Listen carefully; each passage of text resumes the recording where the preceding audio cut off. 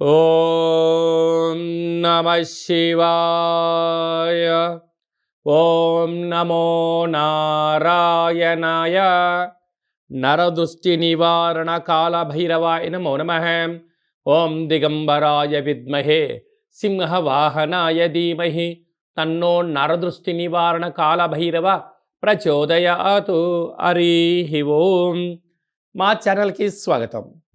చూస్తున్న వీక్షకులకు, ప్రేక్షకులకు, ప్రియ కాళభైరవ భగవద్బంధులకి స్వాగతం పలుకుతూ మమ్మల్ని ఎంతగానో ఆదరిస్తూ ఉండబడినటువంటి ప్రియ సోదర సోదరీమణులకు అందరికీ కూడా నూతన ఆంగ్ల సంవత్సర శుభాకాంక్షలు.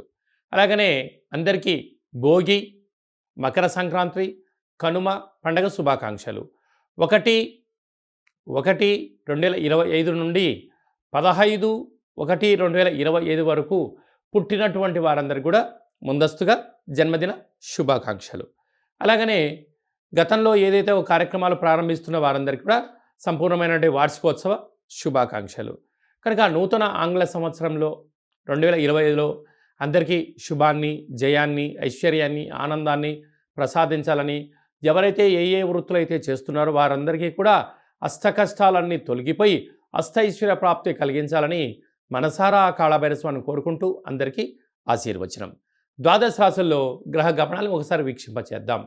వృషభ రాశిలో దేవగురు బృహస్పతి సంచార స్థితి, కర్కాటక రాశిలో కుజ భగవానుడు సంచార స్థితి, కన్యరాశిలో కేతు భగవానుడు సంచార స్థితి, ధనుసు రాశిలో రవి బుధ సంచార స్థితి, బుధాదిత్య రాజయోగము.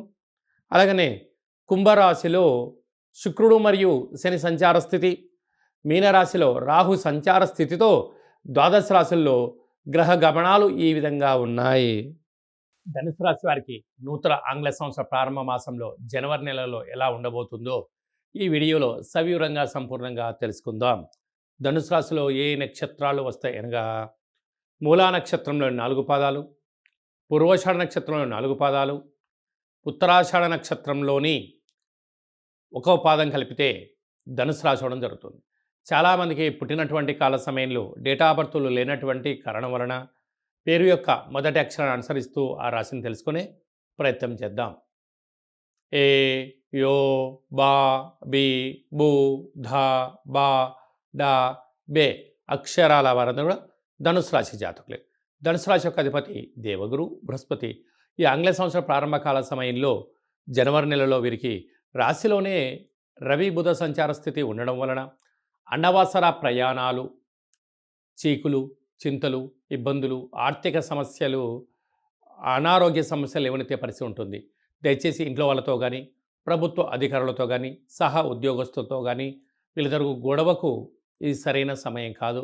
మౌనం, ధ్యానం, ఏకాగ్రత, సహనము, సత్ప్రవర్తన, ఆరోగ్య సూత్రాలు, వేలకు తిండి, వేలకు నిద్ర అవసరమని చెప్పి కూడా గుర్తుపెట్టుకోగలగాలి.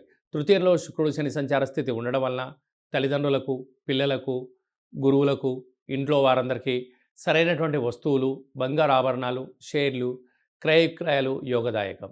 అర్ధాస్తమ రాహు వీరు ఎంత కష్టపడి ఎదుగుతూ ఉంటారో అంతే శత్రువులు వీరిపైన దాడి చేయడం, మీ అవసరం ఉందంటే వాళ్ళు ఒక రకంగా ప్రవర్తించడం, నీ అవసరం దాటిపోయిన తర్వాత నీ తిరిగో ప్రవర్తించే విధానం చూసి మీరు ఎవరిని నమ్మాలనో ఎవరిని నమ్మకూడో అర్థం కాని పరిస్థితి ఉంటుందని చెప్పి కూడా మీరు గమనించాలి. 6వ స్థానంలో గురు సంచార స్థితి ఉండడం వల్ల ఒక్కోసారి మానసిక ఆందోళన, రుణభయం, రోగభయం, శత్రుభయం, అంతర్గతమైనటువంటి శత్రువులు పొంచి ఉండడం వల్ల ఎవరు మనవారు, ఎవరు చెడ్డవారో కూడా అర్థం చేసుకునే పరిస్థితి ఉంటుంది. అలాగనే అష్టమంలో కుజుడు మీ జన్మ నక్షత్రం రోజున, అలాగనే అష్టమి, పూర్ణిమ, అమావాస్య తిథులు ఎందున దూరావాయు జల ప్రయాణాలు పెట్టుకోవద్దు. నీటితో, నిప్పుతో, యంత్రాలతో, ఆయుధాలతో దయచేసి చెలగాట మాడవద్దు. ప్రమాదాలు పొంచి ఉన్నాయి, తస్మాత్ జాగ్రత్త.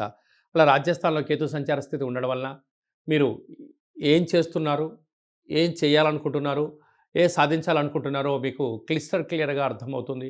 మీ యొక్క భవిష్యత్తును అంచనా వేసుకొని ప్రయాణం చేయగలిగితే యోగదాయకం మీ సొంతం అని చెప్పి గమనించాలి. అలాగనే ఈ వీడియో మీరు చూస్తున్నారు అన్నట్లయితే కాళభైరవ స్వామి స్మరణ చేసే సమయం ఆసన్నమైంది. కాళభైరవ స్వామి వారి యొక్క మంత్ర జపము, కూష్మాండ దీపము, ముడుపు కట్టే సమయం ఆసన్నమైందని చెప్పి గుర్తు పెట్టుకోగలగాలి.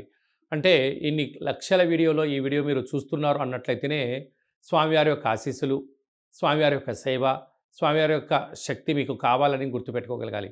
ఎవరైతే స్వామివారి స్మరణ చేస్తారో కలియుగ కాలంలో నరదృష్టిని, శత్రు ప్రభావాలని, యంత్ర, మంత్ర, తంత్ర, తాంత్రికపరమైన దోషాలు తొలగిపోతాయని చెప్పి గమనించాలి. కనుక కాళభైరవ స్మరణ చేద్దాం. ఐశ్వర్యానికి స్వాగతం పలుకుదాం.